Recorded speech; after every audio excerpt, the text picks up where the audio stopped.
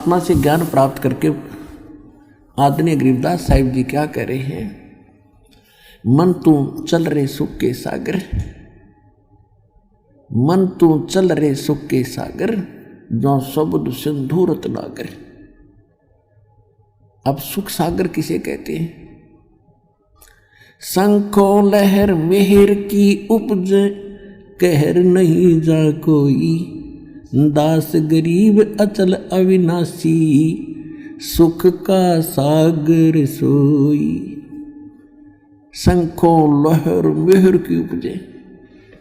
जैसे मेरे दास के साथ तो बहुत बार ऐसी घटनाएं हुई है, कभी पहले भी नाम लेने के बाद तो बहुत ज़्यादा होता है। अकेले बैठे हो, चिंतन मालिक का चल रहा हो, ऐसी स्थिति आ जाती है चाहे किसी ने हमें कितनी पीड़ा दे रखी है, कितना दुखी कर रखा है, तो उसके प्रति भी द्वेष नहीं आता। ऐसी सब अपनों सा दिखाई देता है, कोशिश करके भी नहीं होता, और वो होती है थोड़ी सी देर की। उसके बाद 100 कोशिश कर लेते हैं उस तरह स्थिति में आने की, नहीं आ पाते हैं। तो वह मेहर की लहर थी, उसके जाने के बाद कहर की लहर शुरू होगी। उसने ऐसे क्यों कर दिया, उसे वो ऐसे क्यों बोला, वो करना है, वो रह गया, वो नुकसान हो गया, उसने वो ऐसे चलेंगे, वो करेंगे, ये कहर की लहर टूटी होगी शुरू। तो कहते हैं वह शंखों लहर मेहर की उपजे, वह ऐसा भाव रहेगा और कहर नहीं जा कोई दुख नहीं, कोई कष्ट नहीं। और दास गरीब अचल अविनाशी, सुख का सागर सोई। अब क्या कहते हैं, मन तू चल रहे सुख के सागर, जहां शब्द सिंधु रत्नागर। रत्नागार, आगार माने डिपो, खान, वह सुख की खान है। सतलोक यानी जिसमें कि उस चीज का अभाव नहीं, कोयले की खान है, कोयला निकाल ले जा, अंत नहीं आता। कहते वो आगार है, डिपो है सुख का, सुख सागर। रत्न आगार, आगार माने रत्न यानी सुख रूपी रत्नों का भंडार है वो। फिर क्या बताते हैं, कोटि जन्म तन भर मत होगे, और कुछ नहीं हाथ लग्या रे, कुकर सुकर खरबा बोरे, कौआ हंस बुगारे। कोटि जन्म तू राजा कीन्या, मिटी न मन की आशा, और भिक्षुक होके दर दर घूमया, ये मिला ना निर्गुण रासा। आप ऐसे भी साधक रहे हो, घर त्याग दिया प्रेरणा पाके, जंगल में बैठ के गांव से भिक्षा मांग लाए, सूखी रोटी जैसी मिली उनको 2-2, 3-3 दिन वृक्ष का बांध देते थे पहले ऋषि मिले, और सूख जाती थी, फिर उनको पानी में भिगो भिगो के 2-2 दिन खाते थे कि रोजाना कौन जावा टाइम वेस्ट कर रहे। कैसे ऐसे कहते ऐसे कठिन तप साधना भी तूने की, जिसके कारण आप इंद्र की पदवी भी प्राप्त कर ली, स्वर्ग का राजा बने, पृथ्वी के राजा बन गए। आप ब्रह्मा विष्णु महेश की भी पदवी प्राप्त आपने कर ली, लेकिन आपका यो जन्म मरण नहीं मिटा, यो कष्ट नहीं मिटा इस सत्य साधना के ना मिलने से। कहते इंद्र कुबेर ईश की पदवी, और ब्रह्मा वरुण धर्मराया और विष्णुनाथ के लोक को जाकर तू फिर भी वापस आया। अब देखो, हम तो एक छोटे से क्षेत्र के कोई चेयरमैन बन जा, सरपंच बन जाता है, बस उस समय काख पीटे बिना ज्ञान के, और चेयरमैन बन जाता, कहना है कि एमएलए एमपी बन जा, पता नहीं क्या बन गया। तो इस प्रकार परमात्मा कहते हैं, तो पूरे स्वर्ग के राजा इंद्र, वो तो स्वर्ग में तो वैसे जीव आम आदमी जाना चाहता रहा कि वहाँ तो गुण है सुख से, एक सिंपल मैन को भी। तो उसकी तुलना में वहाँ के इंद्र को, वहाँ के राजा को, सुरपति देवताओं के राजा को कितना सुख होगा, उसकी थोड़ी सी झलक बताते हैं कि आप यहाँ कितनी कितनी कठिन साधना करके फिर भी भटक रहे हो, कुछ भी हाथ नहीं लगा। क्या बताते हैं कि आगे गए ना वापस आए, और रहते भी सब जा, और बिन साहेब की बंदगी कहीं ठोर ठिकाना ना। अब जैसे मनुष्य जीवन में है हम, या मृत्यु होगी, कर्मानुसार हम हो सकता स्वर्ग में भी चले जाएं, कुछ पुण्य हो गए तो पुण्य में भी, वहाँ स्वर्ग में मृत्यु होगी, चलो पुण्य खत्म हुए, नरक में। अब नरक का समय भी निर्धारित होता है, वो पूरा होता है, चलो गधा बनो। गधे का भी निर्धारित है, मरो फिर चलो कुत्ता बनो, और फिर कभी मनुष्य बनो तो मनुष्य बनो, और फिर मरो फिर चलो, या चलो चलो मिटेगी। अब इस दास से दीक्षा लेकर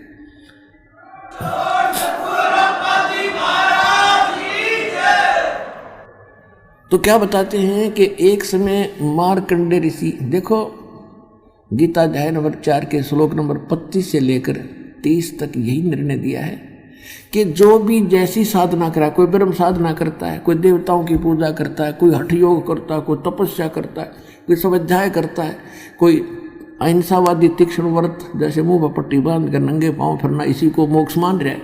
ये सभी अपनी अपनी साधनाओं को पाप नाशक मानते हैं। पाप नाशक मीन मोक्षदायक, पाप नाश होंगे तभी तो मोक्ष मिलेगा। इसी प्रकार मार्कंडेय ऋषि उसी कैटेगरी का था। उसने ब्रह्म साधना को सर्वोत्तम मान रखा था। इन ऋषियों को ब्रह्म से ऊपर ज्ञान नहीं था, तो फिर भी उसने घोर तप कर रहा था बंगाल की खाड़ी में। अब जो स्वर्ग का राजा बनता है वो बहुत ज्यादा या तो कोई पुण्य धर्म कर रखे हो, यज्ञ 100 यज्ञ करनी पड़ती है उसको, 100 मन देसी घी उसमें एक बार में लगाना होता है। उसकी कुछ टर्म कंडीशन होती हैं कि 100 यज्ञ करे तब तक वो कोई कंडीशन नहीं फेल होनी चाहिए। यदि उसकी कोई भी वह कंडीशन भंग होगी तो वो फिर नए सिरे से करनी पड़ती है। ऐसी उसमें बहुत भयंकर मर्यादाएं हैं। और दूसरी प्रकार से इंद्र बनता है तप करके, और उस तप के दौरान यदि उसका तप भंग हो जाता है, खंड हो जाता है, तो फिर नए सिरे से उसको करना पड़ता है। और जो इंद्र की पदवी पर इंद्र बैठा है, स्वर्ग का राजा, उसको एक इंस्ट्रक्शन और होती है कि यदि तेरे शासन काल में यदि कोई अन्य प्राणी ने पृथ्वी पर इंद्र की पदवी प्राप्त करने योग्य तप कर ले, या राजनीति है वहां तक चलती है, तो तुझे पद से हटा के बीच में हटा देंगे और उसको वो पद दिया जाएगा। ये तेरी जिम्मेवारी है कि उसको तप नहीं होने देना। ये उसकी मजबूरी बन गई। तो इंद्र राज तो करे है, उसके साथ यह टेंशन साथ रहती है कि कोई ऐसा तप ना कर ले जिससे मेरी इंद्र की पदवी भंग हो जाए। जैसे विश्वामित्र लगा था तप करने, उसके पास स्वर्ग से एक उर्वशी भेज दी और पहले उससे शादी करवा ली। एक लड़की होगी, 6 महीने बाद घेर के लड़की ने भाग गई, तक मेरा काम पूरा हुआ ऋषि जी, संभाल तेरी बेटी ने। तो ये सब इंद्र का जाल है, इस काल का जाल। इस इंद्र ने ये सब कर रखे, इसको सतर्क रहना पड़ता है। इसने सब जगह अपने गुप्तचर छोड़ रखे होते। तो गुप्तचर ने आके बताया कि एक मार्कंडे नाम के ऋषि बैठे बंगाल की खाड़ी में, बहुत समय से तपस्या कर रहे। इंद्र ने सोचा बड़ा तगड़ा संत है, उर्वशी भेज दी, उसको कुछ सिद्धियां दे दी, ऋषि के आसपास ऐसा वातावरण बना दिया खूब नॉर्मल सा, बसंत जैसा, और ऐसी मीठी मीठी सारंग अपने आप आवाजें आने लगी जैसे साज बजते हैं, यानी उसको प्रेरित करने के लिए। और स्वयं सामने थोड़ी सी दूरी पर डांस करने लगी। ऋषि की आधी आंखें खुली थी, आधी बंद थी। वो खूब डांस वगैरह करके थक ली, तो उसने देखा कि ऋषि टस से मस नहीं हो रहा और देख भी रहा है। लास्ट में वो डी वस्त्र होगी, कति नगन खड़ी होगी कपड़े उतार के। तब ऋषि ने कहा कि हे बहन, हे बेटी, हे माई, आप ये क्या कर रहे हो, यहाँ कैसे आए हो? तो शर्मिंदा होकर उसने सब वस्त्र पहन लिए। फिर आके कहने लगी कि हे ऋषि जी, मेरे इस रूप को देखकर इस बनखंड में जितने भी और तपस्वी थे वो मुझे मालूम है उनकी क्या दशा होगी, लेकिन आप पता नहीं आपकी समाधि कहाँ थी और आपको ये प्रभाव नहीं हुआ। तो ऋषि ने कहा कि जहाँ मेरी समाधि थी, जहाँ मैं डांस देख रहा था, वहाँ तेरे जैसी तो नाचने वालों की नौकरानी थी, उनके पैर धोने वाली। तुझे क्या देखूं फिर मैं? अगर तेरे से कोई सुंदर होना उसने भेज दे। तो वो कहने लगी जी, इंद्र की पटरानी मैं ही हूं, यानी सबसे ब्यूटीफुल औरत स्वर्ग में इंद्र की पत्नी होती है, उसका नाम सची होता है। तो मार्कंडेय ऋषि ने कहा कि मेरी समाधि ब्रह्मलोक में थी। ब्रह्मलोक सबसे बड़ा होटल है इस काल का। प्रत्येक, जैसे एक तो कॉमन होटल है स्वर्ग नरक को, तो कोई जाओ उसमें, एक विष्णु के लोक में विष्णु का पुजारी जाता, वहां एक रेस्टोरेंट है, वहां ये बकवाद है। और स्वर्ग क्या है? तो ये सबसे ज्यादा कॉस्टली और सबसे ज्यादा बकवाद उस ब्रह्मलोक में है। तो मार्कंडे, अब जैसे आप देखते हो, अब देखो हमने देखा करते, एक देखा हमने बड़े ऊंचे से टीले पर बैठे एक साधु, जब ये ज्ञान नहीं था, और चमटा गाड़ रखा, धूना ला रखा, और लोग जाओ, कोई दूध का लोटा ले जा रहा है, कोई कुछ ले जा रहा है, और दर्शन करें जा जाके माथा टेके, दूर तो दिखे। अब उसके बारे में इस सूक्ष्म वेद में बताया है गरीबदास साहिब जी ने कि डिम्ब करें, डिम्ब माने पाखंड ढोंग करें, और डूंगर चढ़े, डूंगर माने ऊंचे स्थान पर बैठेंगे ये, ताकि दूर तो सब न दिखूं मैं कुछ कर रहा हूं, और अंतर झीनी झूल जग जाने ये बंदगी करे, ये बों सूल बबूल, ये तो खोटे खोदे थे, इनको ज्ञान ही नहीं था। तप करें, तप से अगले जन्म में राजा बने, राजा ने खोटे कर्म करे, अगले जन्म में नरक। तपेश्वरी सो राजेश्वरी, राजेश्वरी सो नरकेश्वरी, तप से राज, राजमद मानो, सूक्ष्म वेद में लिखा है। और जन्म तीसरे फिर शुक्र स्वान। तो मार्कंडेय ऋषि तप कर रहा था, तो ये ब्रह्मलोक में इसकी समाधि चली। अब देखो, आप कहीं बैठे हो, कहीं पर भी बैठे हो, 10-20 मिनट में मन ऐसी प्रेरणा करेगा, चलो वहाँ चलते हैं, वहाँ बैठते हैं। बैठने की चेष्टा करोगे तो भी ना बैठने दे। और आप चले जाते तो सिनेमा देखने जाते थे पहले, अब तो नहीं जाएंगे हम। तो 3 घंटे का न्यों नहीं पता लग गया कितनी देर में गई, क्योंकि नई नई बकवास देखने मन को चाहिए, तो ये बैठा रहेगा। तो ये क्या करते हैं कि इनका कोई कमल खुल जाता है साधना से, ऑटोमेटिक। कोई पिछले संस्कार से, पहले भक्ति युक्त लोग थे, बहुत थे, अब ना खुलता किसी का, तो वो पुराने संस्कारों से वो खुल जाता था। तो उसमें वो क्या देखते हैं, जैसे टेलीविजन ऑन हो गया, आपका कोई चैनल चाल पड़ा, तो उसमें वो कार्यक्रम रिले तो कहीं और से हो रहा, देख रहे हो टेलीविजन में। तो ऐसे जो ब्रह्मलोक में डांस हो रहा था, उस ऋषि ने वहाँ दिखा था, वो सामने, वो खुल कर सामने रिफ्लेक्ट हो जाता, जैसे डिस्प्ले पर आ जाता है। तो वो डांस देखा था, हम सोचा तपस्या कर रहा है, ना मन टेकन दे इन्हें। तो ऐसी थी इनकी तपस्या, मूर्ख बना। आप भी बन रहे थे, हम इनके पीछे लगे रहे, बड़े सिद्ध पुरुष हैं। इसलिए जब उसने इस औरत से भी सुंदर औरतें वहाँ दिख रही थी, टारगेट इसका वहीं जाने का था कि इस नाम के जाप तो इस साधना से वहाँ जाऊँगा, फिर इनको वहाँ मिलेंगी मुझे। और ये नाम भगत क्या करते, इनका टारगेट क्या था? तो ये भगवान की रोशनी से आपको दाना दाना समझ में आओगा इसका पूरे अध्यात्म मार्ग का, सब कर्मों का, सब अध्यात्म ज्ञान का। अब मार्कंडेय ऋषि कहने लगा तेरे से कोई सुंदर हो उसको भेज। तो वो कहने लगी मैं इंद्र की पटरानी मैं ही हूं। तो उसने कहा कि जब इंद्र मरेगा, ऋषि ने कहा, उसको पता था कि इंद्र की आयु कितनी है, 72 चतुर्युग, 72 चतुर्युग। इंद्र यानी ब्रह्मा के एक दिन में 14 इंद्रों की मृत्यु हो जाती है। ब्रह्मा जी के 1008 वर्ष की पूरा एक दिन होता है, वैसे लंपसम इसको 1000 वर्ष मान लेते हैं। जैसे 365 से 1/4 दिन का अपना वर्ष होता है, इसको हम 365 का मान लें। तो इस प्रकार 72 चतुर्युग तक वो इंद्र का राजा रहेगा, स्वर्ग का राजा इंद्र बना रहेगा। और मार्कंडेय ऋषि को पता था कि इसकी मृत्यु होगी, इतना इनको ज्ञान था। तो इसने कहा, उस औरत से कहा, उस उर्वशी से कहा ऋषि ने कि इंद्र मरेगा तो तू क्या करेगी? तो भी तो मरेगी, तो भी मरेगी। कहने लगी मैं 14 इंद्रों को वरूंगी। अब हिसाब लाइयो पुण्यात्मा, ये 2.5 घंटे सुबह, 2.5 घंटे शाम बैठ के अटपट करके सोचो मोक्ष प्राप्ति कर लेंगे। मंत्र ये है नहीं जो मूल मंत्र दास के पास है। तो कहने का भाव यह है कि इतनी तपस्या इतने पुण्य किए थे उस पुण्यात्मा ने, जो इंद्र की पटरानी बनी हुई है, उसकी कितनी 1000 चतुर्युग की आयु थी उसकी, 1008 चतुर्युग की।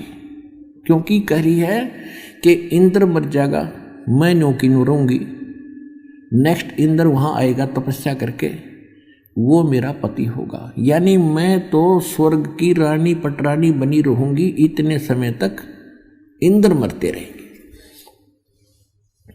तो मार्कंडेय ऋषि ने कहा कि वो 14 इंद्र भी मरेंगे, और फिर तू क्या करेगी कि जितने इंद्र मैं वरूंगी वह तो गधे बनेंगे मृतलोक में, और फिर बाद में मैं गधी बनूंगी। तो मार्कंडेय ऋषि बोला फिर मुझे वहां क्यों ले जा रही थी कि मैं अपनी इज्जत रखने के लिए, यदि मैं हार कर जाऊंगी तो मैंने दुआगन करेंगे, मुझे दंड देंगे, मजाक करेंगे, मेरी बेइज्जती करेंगे, तू हार का आएगी। मार्कंडेय ऋषि बोला तू आज भी गधी 14 खत्म करेगी, और मरने के बाद तू स्वीकार कर रही है कि मैं गधी बनूंगी, वो गधे बनेंगे, सारी भी इज्जत की ठेकेदारी बन रही है अपनी इज्जत रखने के लिए। तो यह सब की बुद्धि भ्रष्ट हो रही है पुण्यात्माओं। अब इतने में इंद्र आ जाता है और आके कहा कि हे बंद नवाज, आप जीते हम हारे, इंद्र की गद्दी प्राप्त करो। मार्कंडेय ऋषि कहता अरे अरे इंद्र का राज मेरे लिए तो काग की बीट है, मुझे नहीं चाहिए ये। आजा तुझे इंद्र ऐसी विधि बताता हूं कि आप ब्रह्मलोक में चले जाओगे, वह हजारों युगों तक और मौज करोगे, बहुत लंबा समय है। अब इंद्र क्या कहता है कि महाराज जी फिर देखेंगे, उधर मौज करने दे। पुण्यात्माओं सबकी बुद्धि पर पत्थर पड़ गए। अब आप किसी व्यक्ति मित्र को जिसने समय पर टूक मिलते हो, अच्छी पोस्ट हो, थोड़ा बहुत धन हो, सामने घुट्टी लगा ले, तो उसको जाकर आप यूँ कहो कि भाई चलो भक्ति कर लो, ऐसे हो जाएगा वैसे हो जाएगा, और फिर ज्ञान तो आपको पता ही है कि गधे बनेंगे कुत्ते बनोगे। तो कहता फिर देखेंगे तो मौज करने दे। फिर के देखा गधा बने पास तो कुम्हार देखेगा, कर्म मारेगा, लठ तेरे 2.5 मन का बोरा धरेगा। देखना अब देख मूर्ख, ज्ञान सुन समझ और छोड़ बुराई ले, नाम भक्ति कर भगवान की। अब देखना है, फिर क्या देखेगा। तो ये इंद्र का बीमारी, वो राज ना छूटे, गुटी ना छूटे, वो ठाठ ना छूटे, वो जी फिर देखेंगे। अब कुछ दिनों के बाद इंद्र फिर आया। मार्कंडेय ऋषि एक चींटियों के कीड़नाल को देख रहा था। चींटियां कोई दुर्द्वारी थी, कोई दुर्द्वारी थी, वहां बैठा था काफी समय से। इंद्र का फिर टेंशन होगी, ये कौन ऋषि बैठा है, फिर तपस्या पर बैठ गया। तो उसने तुरंत आकर देखा ये तो मार्कंडेय ऋषि है। मार्कंडेय ऋषि से पूछा महाराज क्या देख रहे हो चींटियों में। मार्कंडेय ऋषि बोला कि मैं ये देख रहा हूं कि इन चींटियों में कितनी चींटियां कितने बार इंद्र की पदवी प्राप्त कर चुकी हैं। कि चींटियां और इंद्र की पदवी, हाँ जी। तो क्या देखा आपने कि इस इतने लाखों की संख्या में एक चींटी ऐसी है जो केवल एक बार इंद्र की पदवी पर रही है। क्योंकि सबके पिछले संस्कार कोड वर्णों इनके अंदर लिखे हुए हैं, सबके अंतःकरण में जमा है। और ये डिस्प्ले जिसका चालू है अंदर का, ये सब के अंदर है मनुष्य में। तो सब उसका जिसका चालू हो गया कनेक्शन ठीक हो, तुरंत बाहर देख लेगा उसका जो क्या हो रहा क्या नहीं, प्रत्येक प्राणी का। ऐसे ऋषि लोग पहले ये बताते रहे कोई भविष्य और भूत की कथा, लेकिन इसे कोई जटबट का कोई फायदा नहीं। हो तो हो लिया और होगा तो होएगा, इसमें वो चेंज नहीं कर सकते थे। चेंज तो ईब होंगे इस परमात्मा कबीर जी की रजा से, अब छुटकारा भी होगा। तो इंद्र का पसीने आगे कि एक बार ये सब चींटियां भी इंद्र रही हैं, कई बार, एक की बात छोड़, और फिर भी बुद्धि मना आई। तो पुण्यात्माओं ये खेल समझना। अब क्या बताते हैं कि इंद्र कुबेर ईश की पदवी ब्रह्मा वरुण धर्मराया, विष्णुनाथ के पुर को जाके तू फिर भी वापस आया।